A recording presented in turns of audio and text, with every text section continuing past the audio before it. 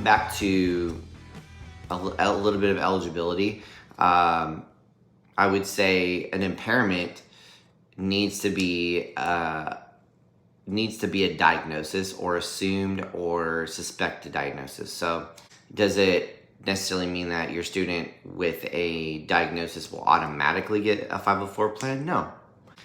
You have to understand that you have the impairment or diagnosis. The disability part is the Section 504 part. Once you say that they're eligible under Section 504, you now are saying that they are disabled, and making sure that the school does their job by gathering the data that they need to gather and making sure that each accommodation is individualized and relevant and important to your child. That's a distinction I think it's pretty important to note. The threshold for qualifying or being eligible under Section 504 is pretty low, but it's worth looking into whether or not your state has even guidance for 504. For instance, the state that I'm in, we do not have guidance regarding 504. Yes, it is a federal law. Yes, we have to follow it. And districts can come up with essentially their own forms and their own processes for identifying or policies regarding 504. In some states, such as California is one of them, where you can't consider at all mitigating measures. So you have to know what their presentation is if you took the medication or treatment away, and treat it as if they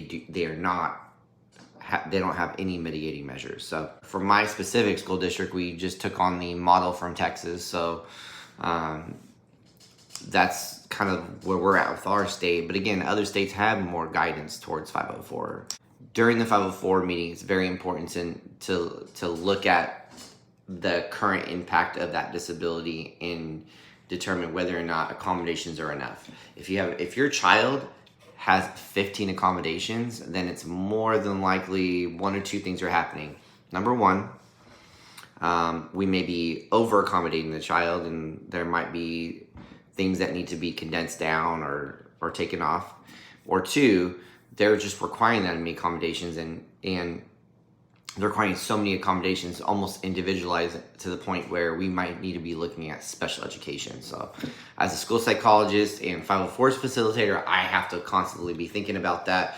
If I got a student who's received a ton of accommodations, interventions, and they're still not functionally doing what they're supposed to be doing in class, then I have an obligation really to look at doing an IDA evaluation. So that's one important thing to do on the 504.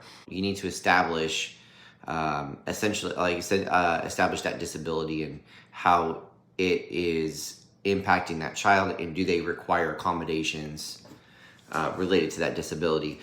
In my state and some other states, they have options on 504 eligibility. Some of the students, because they may have mitigating measures such as medication or treatment, they don't require the accommodations, and so because of those mitigating measures. All right, so from here, what we'll do is I'm going to go ahead and move on from the 504 series. I think I talked a lot about it.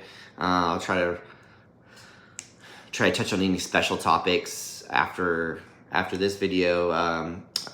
I'll talk more about evaluations and get into things like cognitive ability and all these like buzzwords and things that we talk about that as school psychologists that make no sense to anybody, but in our head it sure makes a lot of sense. So anyway, so we'll get into that, into those evaluations next, and thank you very much for listening.